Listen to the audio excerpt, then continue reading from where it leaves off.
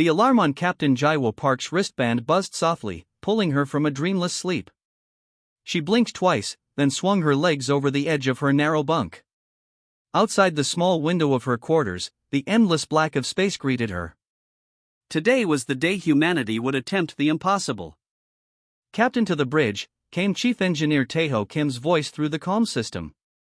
"Final preparations are underway." Jaiwo dressed quickly in her navy blue uniform, the silver insignia of Earth's United Space Command catching the light as she moved. Her fingers traced the small photograph tucked beside her mirror, her daughter Mina, 7 years old, waving from their home in New Seoul. 6 months had passed since she'd felt that small hand in hers. The corridors of the Pathfinder hummed with energy as crew members nodded respectfully when she passed. The experimental ship represented the pinnacle of human achievement, sleek, powerful, and equipped with the revolutionary boundary drive designed to break through the energy barrier that had contained the Milky Way since the beginning of time. "Status report," Jaiwo said as she entered the bridge, a circular room filled with glowing displays and focused faces. Science Officer Myong Lee turned from her station. "The barrier is approximately 4.3 million kilometers ahead, Captain.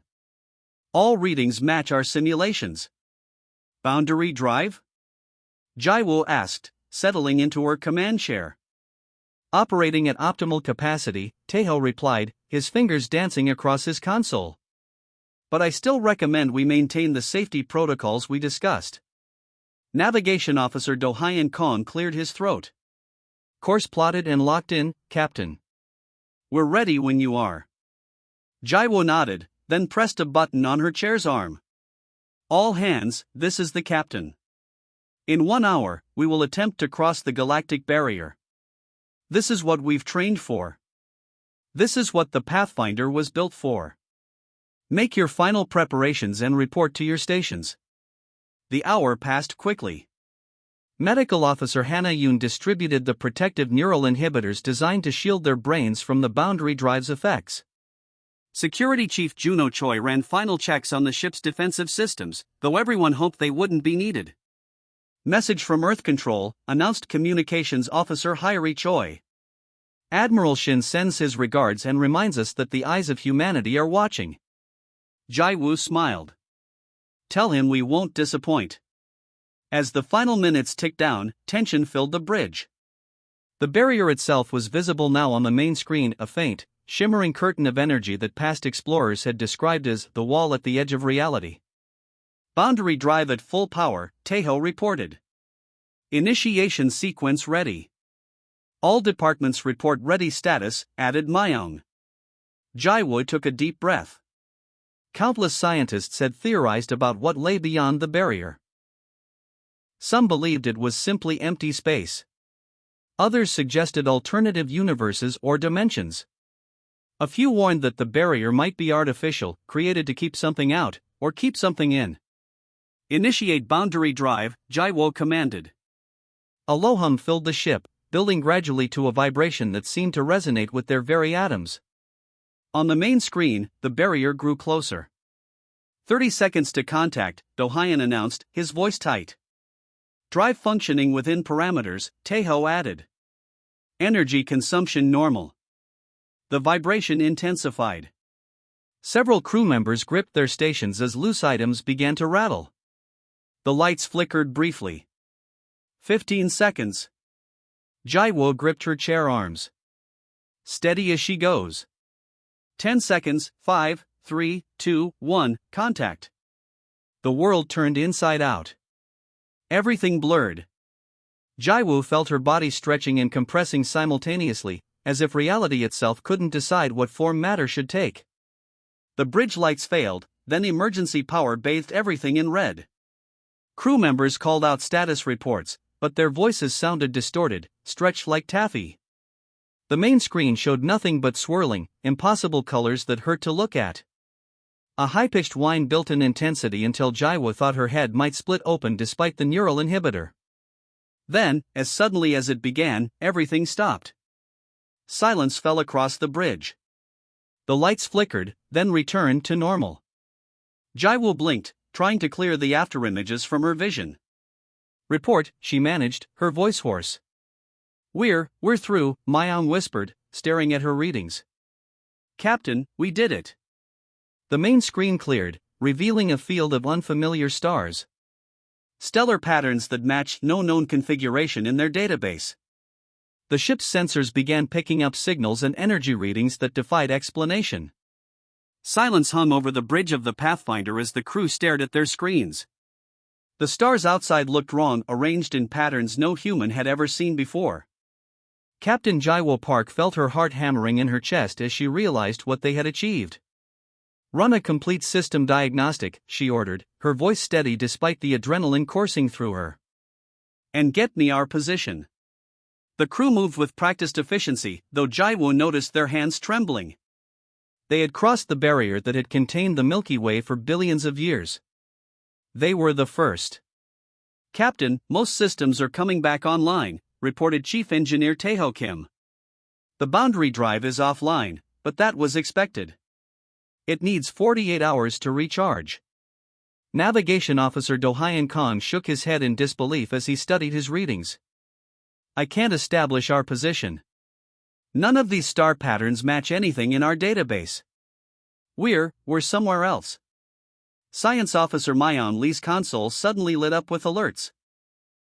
"Energy signatures detected, Captain. Artificial in origin. Multiple sources." Jaiwo leaned forward.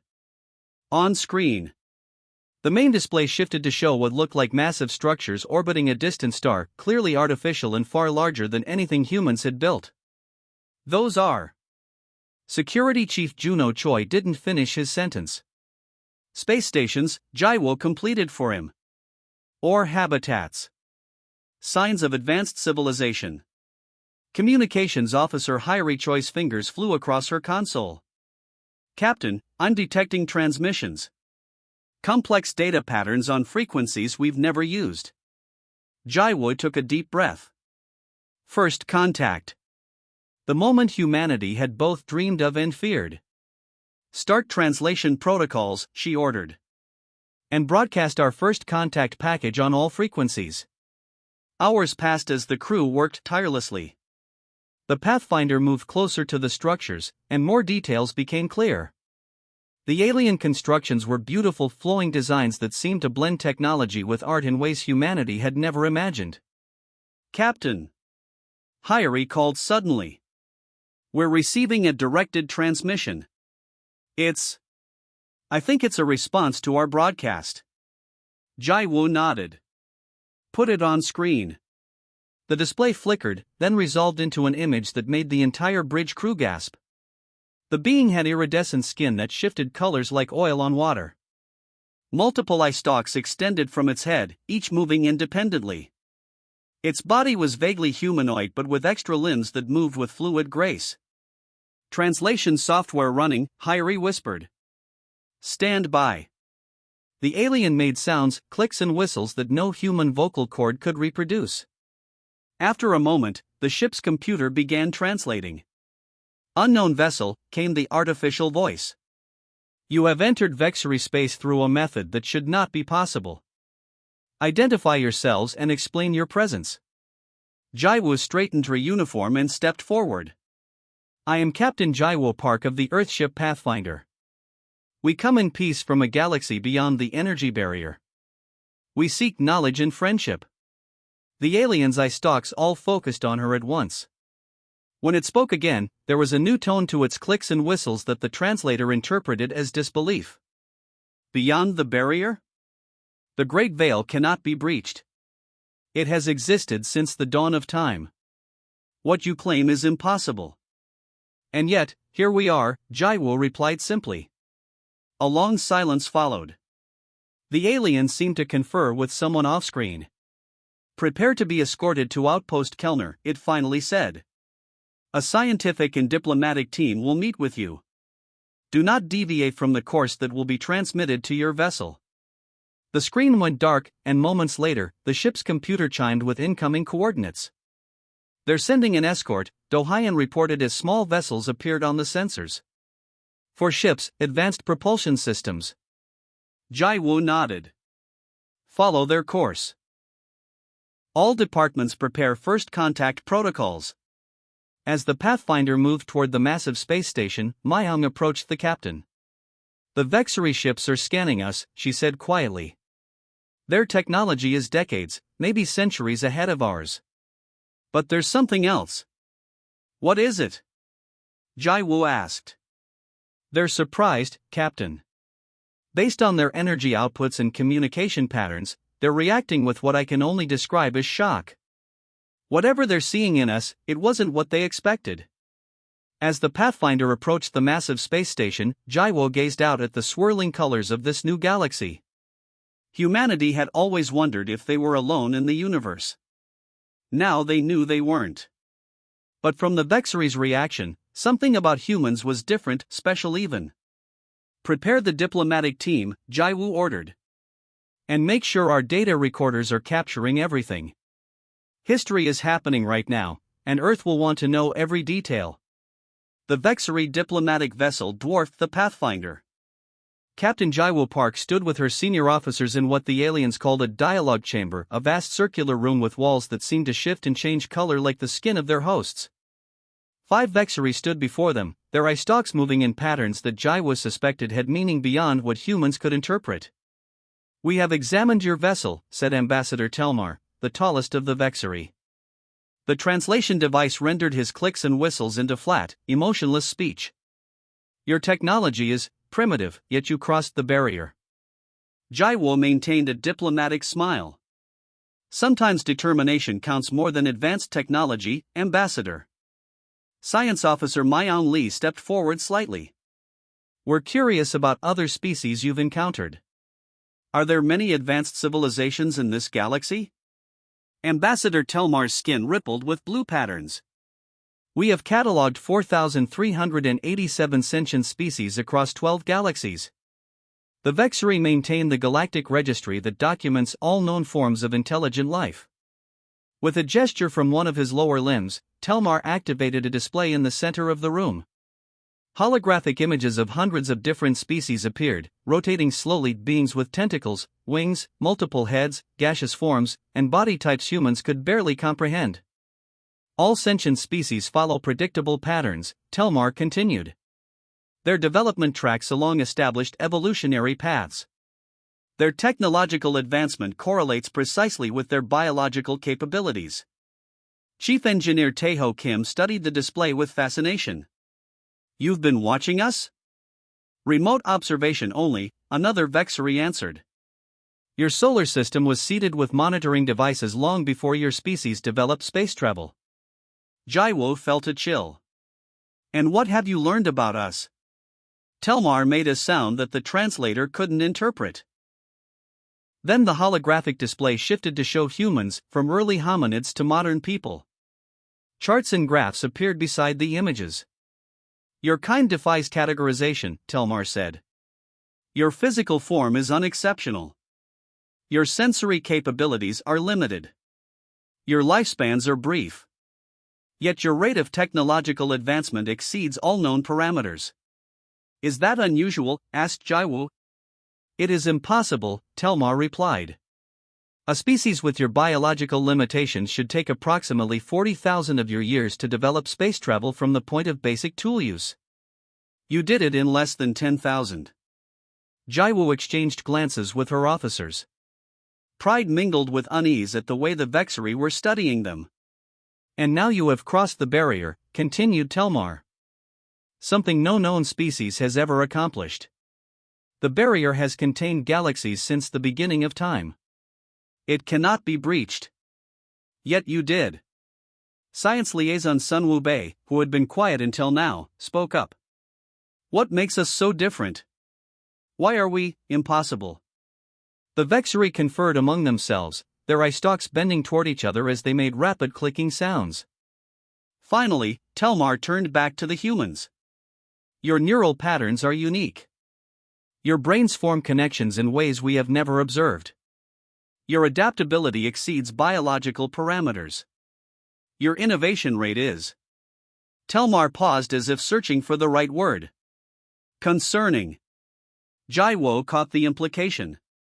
"You see us as a threat."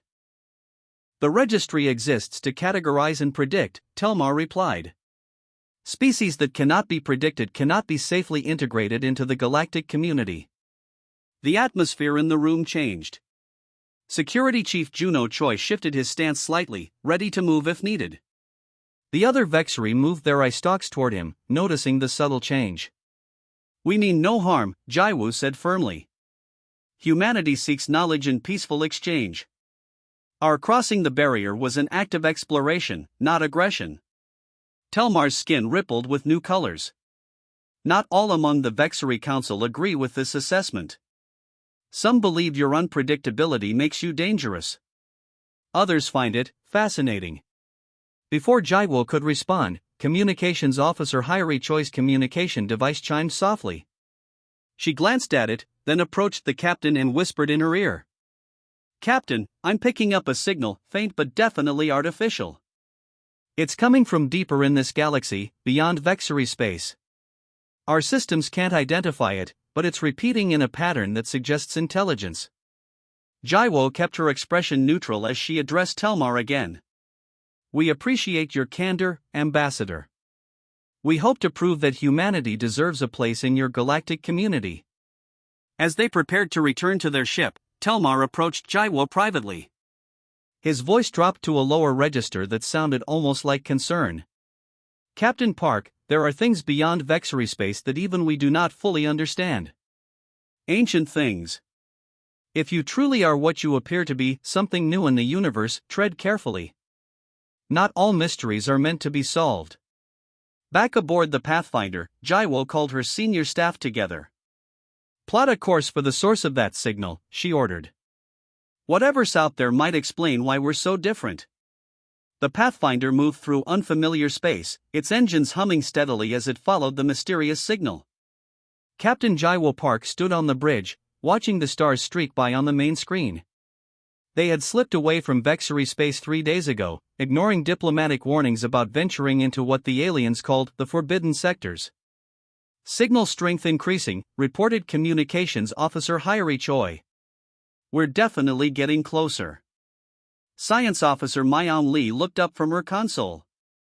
"Captain, sensors are detecting a massive object ahead. It appears to be a moon, but the readings are strange." "Strange how?" asked Jaiwoo. "The surface composition doesn't match any known material. And there are energy signatures that suggest artificial structures." As they approached, the moon came into view on the main screen. It looked normal at first glance, but as they drew closer, the crew gasped. Massive structures covered large portions of the surface, towers, domes, and sprawling complexes that gleamed with a faint blue light despite appearing ancient and weathered. "Prepare a landing party," Jaiwoo ordered. "We'll take the shuttle down." Hours later, Jaiwoo led a small team across the moon's surface. Security Chief Juno Choi swept his scanner ahead of them as they approached what appeared to be an entrance to one of the structures. The ruins stretched as far as they could see, impossibly ancient architecture of a material that shimmered and seemed to shift between solid and liquid states. "These markings," Myeon said, studying symbols etched into a massive doorway. "They match the energy signature patterns we recorded at the galactic barrier." Juno ran his scanner across the symbols. "You're right. Same frequency pattern. Whoever built this place created the galactic barriers." "Can we get inside?" Jaiwoo asked. Chief Engineer Taeho Kim examined what appeared to be a control panel beside the doorway. "It's still powered, after who knows how many thousands of years." He hesitated, then placed his hand on a glowing section of the panel. The team stepped back as the massive door slid open silently, revealing a dimly lit corridor. "Still works perfectly," Taeho whispered in awe.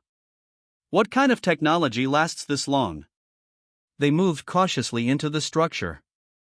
Lights activated as they walked, illuminating halls and chambers filled with unknown technology. In what appeared to be a central room, Myeon discovered a console that responded to her touch. "Captain, look at this," she called out. The console projected a three-dimensional display showing a DNA helix. "This genetic sequence, it matches human DNA patterns." Jaiwoo stared at the display. "Are you certain?" "Not just similar, identical to key sections. These markers here are unique to humans." These beings, whoever built this place, they're connected to us somehow. Before they could process this revelation, a blast echoed through the chamber. The team ducked for cover as energy bolts struck the walls around them. Vexury forces! Juno shouted, drawing his weapon. They must have followed us. Through the doorway they had entered came a group of Vexury soldiers, led by a commander whose skin pulsed with angry red patterns. Step away from the archive, Commander Sildrax demanded. You cannot access your heritage. The risk is too great. Our heritage? Jaiwo called back. What do you know about this place? More than you should, Sildrax replied, his eye stalks focusing on different members of the team simultaneously. The council ordered observation only, but some of us understand the danger you represent. Juno and his security team returned fire, creating a defensive perimeter. Captain, he called, whatever answers you're looking for, find them quick. We can't hold them off forever. Jaiwo turned to Mayang and Taeho. Find the central chamber. There must be more information here, something that explains our connection to this place. The three of them fought their way deeper into the structure while Juno and his team engaged the Vexury forces. Each chamber they passed contained more advanced technology and more symbols matching those on the barrier. Finally, they reached what appeared to be the heart of the complex, a vast circular room dominated by a crystalline structure that pulsed with inner light. On a raised platform in the center sat an object that looked like a smooth metallic helmet. The signal's coming from this, Taeho said, scanning the device. It's been broadcasting for, the readings suggest thousands of years. Mayang studied the symbols around the platform. I think this is some kind of information repository, a way to transfer knowledge directly. Jaiwo approached the helmet-like device. It's meant for us. That's why the signal called to our ship specifically. Captain, wait, Taeho warned. We don't know what it will do. But Jaiwo had already made her decision. She lifted the device and placed it on her head. Light flooded her mind as knowledge poured directly into her consciousness, images, concepts, and revelations about humanity's true origins and purpose in the universe. Her eyes widened as she understood at last why humans were different from every other species the Vexury had catalogued. Light engulfed Jaiwo's mind as the ancient archive connected with her consciousness. Images, sounds, and knowledge from a civilization long gone cascaded through her thoughts. She gasped as understanding dawned, terrible and wonderful truths about humanity's origins and purpose. When the light faded, Jaiwo found herself still standing in the chamber. Taeho and Mayang watched her with concern in their eyes. Captain? Taeho asked cautiously. Are you all right? Jaiwo removed the helmet device with trembling hands. We were created by them, she whispered. The architects. They seeded Earth with humans as their final project before they disappeared. Mayang stepped closer. Created? You mean they engineered humans? Not just engineered. They poured everything they had learned across millions of years into us. Jaiwo pointed to the holographic display showing human DNA. Our capacity for innovation, our adaptability, our unique neural patterns, all designed with purpose. The chamber shook as an explosion sounded from the entrance. The security team can't hold much longer, Taeho warned. Jaiwo turned to the central console. With new knowledge guiding her hands, she activated a sequence that brought up a new holographic image, a massive dark shape moving through the void between galaxies. The barriers weren't built to keep galaxies contained, she explained. They were shields against that. The image showed something immense and shapeless, consuming light and matter as it moved. Ancient memories told her what it was, a cosmic entity of pure entropy that had already consumed countless galaxies before the architects had discovered a way to create the barriers. The Devourers, Jaiwo named them. The architects fought the first wave but knew more would come. They created us as their legacy, beings who could think differently, adapt quickly, find solutions they couldn't see. Another explosion rocked the chamber. We need to go, Taeho urged. The three of them hurried back toward the entrance, where they found the battle had stopped. Commander Sildrax stood among his forces, weapons lowered. Juno and his security team stood cautiously behind cover, injured but alive. You accessed the archive, Sildrax stated, his eye stalks focused intently on Jaiwu. You know the truth now. I do, Jaiwu replied. Why did you try to stop us? Not all Vexari believe humans should know their heritage, Sildrax explained.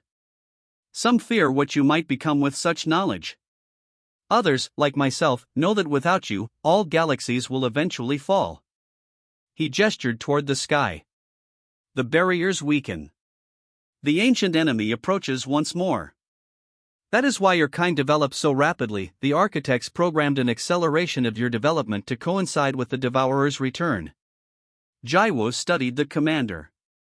You knew about us all along. Some of us did.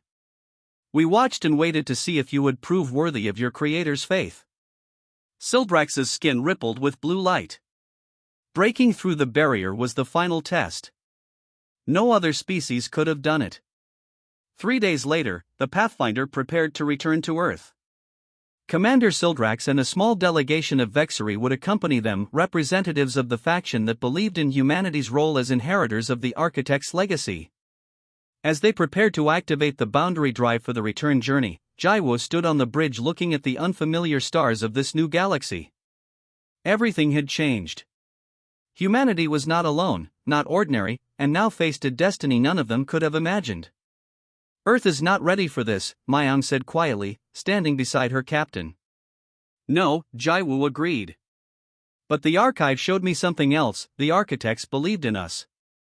They saw something in humanity worth preserving, worth nurturing. We developed differently because we were designed to face challenges no other species could overcome. The Pathfinder's engines hummed to life as the boundary drive charged. On the main display, a simulation showed the galactic barrier they would soon cross again. Communications ready, Captain, reported Hyeri. We can transmit to Earth as soon as we're through the barrier. Boundary drive at full capacity, added Teho. Jaiwu took a deep breath. Begin return sequence. As the ship accelerated toward the barrier, Jaiwu thought about the message she would deliver to Earth. How do you tell humanity that they were created as guardians against cosmic horror? That their rapid advancement, their endless curiosity, their uniquely adaptable minds, all were gifts from an ancient race now gone? And how do you prepare them for the truth that something was coming from beyond the stars, something that only they might be able to stop? The barrier loomed ahead, shimmering with energy. This time, Jaiwu understood what it truly was: not a prison wall, but a shield that had protected life for millions of years. A shield that was now failing. Captain, said Commander Sildrax, who stood at the back of the bridge observing. Your people will face difficult choices ahead. Jaiwu nodded. But we won't face them alone. Not anymore.